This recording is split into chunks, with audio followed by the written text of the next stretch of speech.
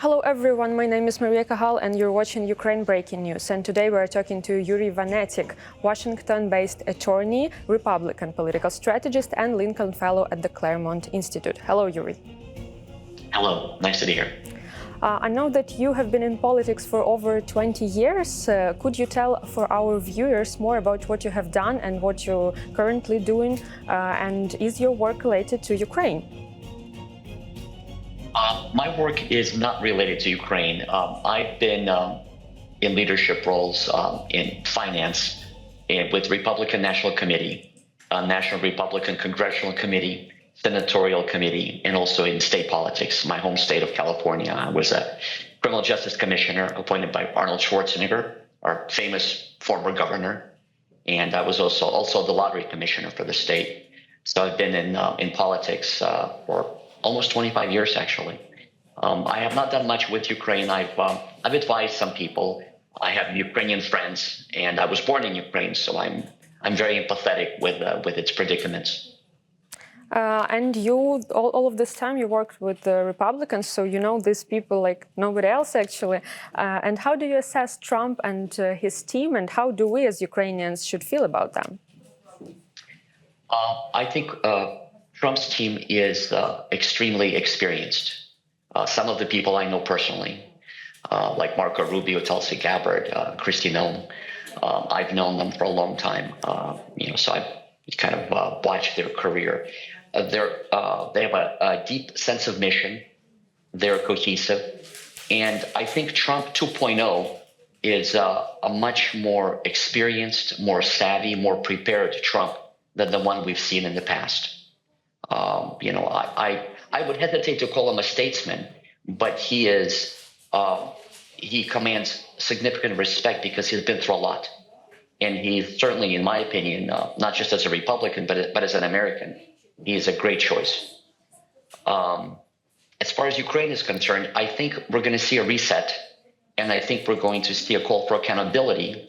And I think the great, hopefully, benefit for Ukraine is that Trump will make it a priority for his administration and for himself as part of his legacy to end the war. Obviously, that's going to be challenging, and I think that, I hope I'm wrong, but I don't think it's going to be an unequivocal victory for the free world, for democracy, or for Ukraine, but it will certainly be the end of the war, and that in itself would be significant. How do you think will Trump reduce the military aid to Ukraine, and how, in general, will this policy in this regard compare to Biden's policy? I think that military aid will be tied to benchmarks. It'll be tied to audits, and I think it'll be tied to certain economic benefits for U.S. But I think his priority is to, and his whole thing is let's make a deal. That's his almost mantra, is to negotiate with the Russian government, with the Russian president, and persuade them, most likely, I believe, using his charisma rather than, pressure, political pressure. Of course, there's sanctions and there's the stick and the carrot, and there's been a great deal of analysis as to, how we could pressure the Russians to, submit. I'm very skeptical that we can do that other than relying on Trump's charisma and on making concessions to the Russians. What those concessions are, it's hard to tell, because obviously Ukraine is a sovereign nation, and even though we have a lot of influence, we can't be solely its proxy. But I think that the aid, again, will call for accountability, and I think that rather than being military aid, I think it's going to be reconstruction, because I think he will end the war. But many say that Trump has leverage over Russia. You think it's only because of his charisma, or there are somehow he can put pressure on Putin or not? I don't think so. I think that he is charismatic, and I think that there's a certain gravitas with him in the room. But I don't see technically how we could exert pressure. I mean, obviously we can increase sanctions. Obviously, we try to influence the price of oil, which is not that easy. But beyond that, I think the Russians are, they are geared to persevere. They've adjusted to the sanctions regime, even though they're suffering. So I think ultimately it is charisma and it's showmanship that's going to win the day. And what do you think about the peace plan that was spread online recently? Have you seen it? No. No. Which one? Which peace plan? It's a great question There are because several. there are a lot There are of several. speculations, about this. What do you think about that? Is there a plan? I don't think so. I think there's a strategy. I think there are non-public, non-open source, benchmarks that have been identified by our foreign policy experts, just like they have been in Ukraine, I'm sure, and in Russia. But what we're hearing in open source, I think, is speculation. It's conspiratorial, I think. And which role will the United States play in future negotiations in general? I think a primary role. I think a role of a peacemaker, of an influencer. I think a hegemonic leader in the narrative that democratic world wants to communicate here, because this is an existential conflict. It's not just between Ukraine and Russia. It's about the free world, and then the world of the Russian Federation, China, and other nations that Russia is aligned with. Which administration's policy do you think is better for ensuring peace in the world, Biden's or Trump's? A challenging question. I'm biased towards Trump's, because ultimately it's a Republican with a protectionist angle, which is Trump. It's still a Republican policy. Republican policy, I think it calls for accountability. It calls for free markets. And I think those underpin democracy. So my preference is Republican. But it's not aligns with Trump's statements about Greenland and Panama. What do you think about that? Because it doesn't look like it's ensuring peace in the world. Right. I think one person once said, I think it was Corey Lewandowski, but it was one of his advisors. He said, "Let Trump be Trump." And Trump is notorious. I mean, if you look at him in his 20s, he's notorious for making undignified statements that are not really accepted in educated society. So I think we need to give him credit and dismiss some of his rhetoric. I wouldn't dismiss it entirely, and that is a concern. But ultimately, it is him being feisty, being street. And at the end of the day, I think that his advisors, his team, is savvy and experienced. So I would defer to them, and I wouldn't read too much into Greenland or too much into some of the aggressive statements that he's made on what used to be Twitter, now it's X. That's my opinion. And Trump also wants to stop all foreign aid for 90 days, except for humanitarian programs. Does this mean a fundamental changes in United States policy? And how do Americans feel about these changes? One thing, most Americans support Ukraine. They truly do. They see Ukrainians as heroes, as patriots, as fighters for democracy, and that has been transformational. And that's important, and that's not going to go away. Because prior to that, Ukraine was the strange place that was, entangled in political corruption. We didn't really understand it. Some Americans, they don't want us to spend a lot of money on foreign projects. They think that we have a lot of concerns, back home. And I think that the freeze on the aid is partly a reset. It's a way for us to distance ourselves from former policies, of the former administration. I don't think that fundamentally this is a major change. I think we still are going to support Ukraine financially, militarily, even when we reach certain peace, uneasy peace with Russia. I think U.S. will continue to invest in Ukraine. But in general, are there any, dissatisfactions amongst Americans that United States funds a lot of programs and helps a lot of countries in the world, but Americans themselves have to pay a lot of high taxes? Yeah. Are there dissatisfactions? Yes, of course. It's a growing concern within the segment of the Republicans. Republicans are a segment of the party. And the populace is against us investing a great deal in foreign wars and foreign conflicts. We say, America first. There's even a PAC called America First Strategist that supports Trump, and there's something in that name, and I don't think it's majority of Americans that feel that way. a majority of Americans, I think, have, certain tendencies for us to go in and promote democracy all over the world. And that's what we believe we're doing. But I think the protection segment feels that way. Yeah. I understand that. And will Trump's new migrant policy affect Ukrainians in the United States? What should they expect? No? Categorically not. Ukrainians have a special parole because of the war, and they're treated with a green light. That will not change one bit.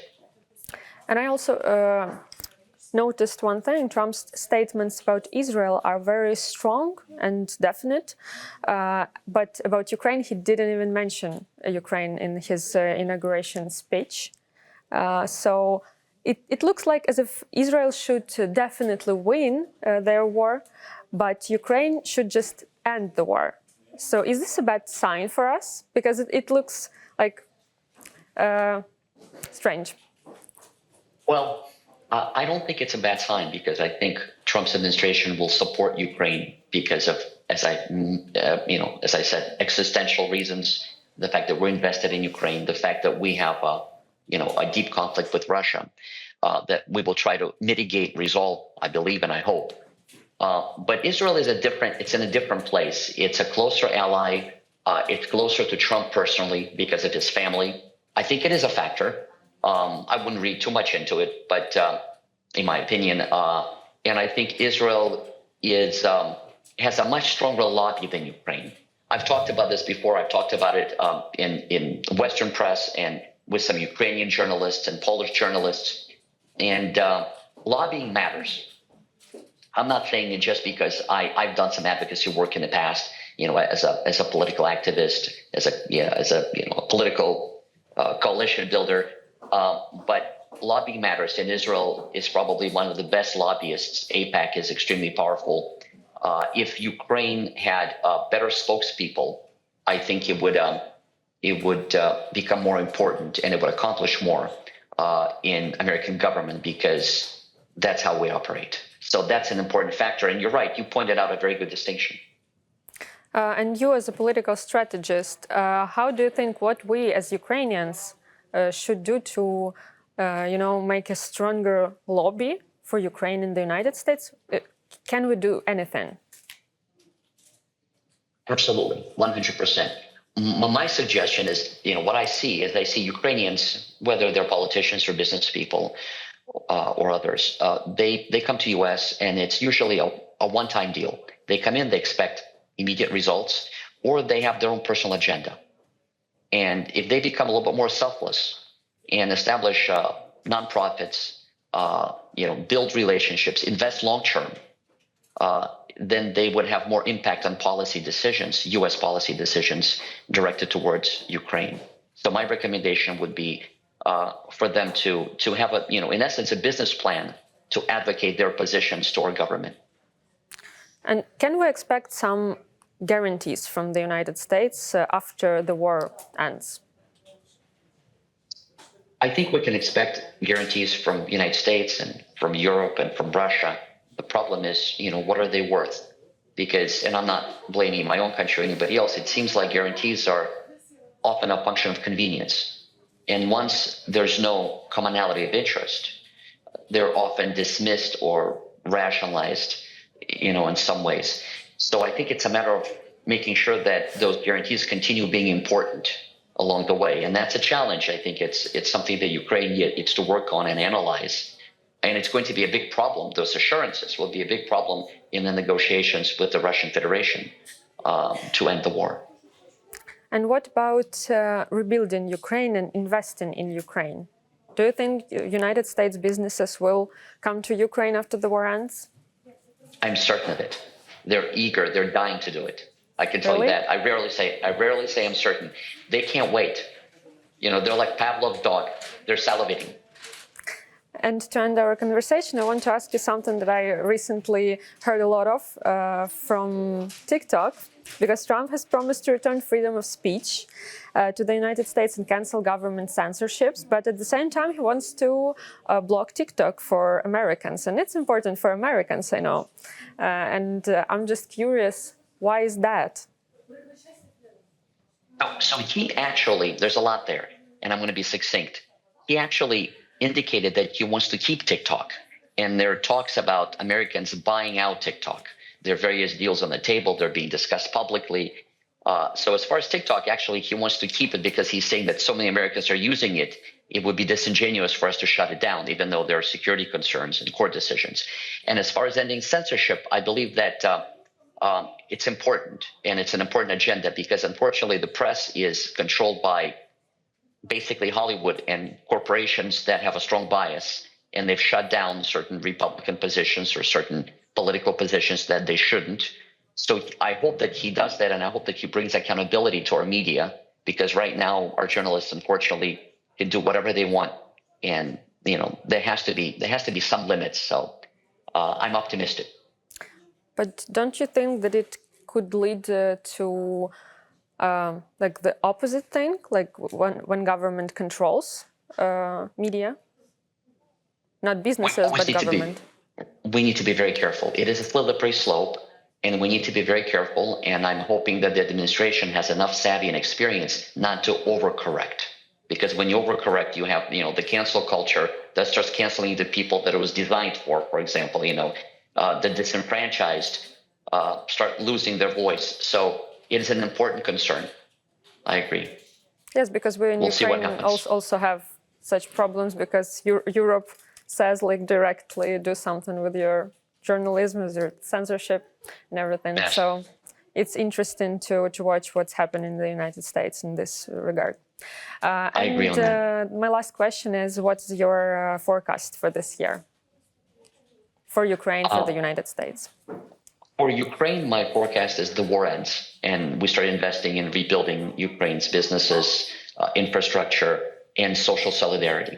I mean, it's a big concern because obviously families have been separated, men and women have been traumatized, and then for U.S., I think improving our economy, improving way of life, and these are opaque statements, but at the end of the day, I think reasserting our sense of pride, which I think has been damaged in the previous administration, becoming, I think, not being ashamed of our strength is, I hope that we can accomplish that, and everything else will follow on, as I would say. It sounds very positive. I hope that you're right. I hope that next year I will say, yeah, Yuriy said exactly that. Thank you very much for the interview. Thanks. It's my pleasure. Bye. Bye.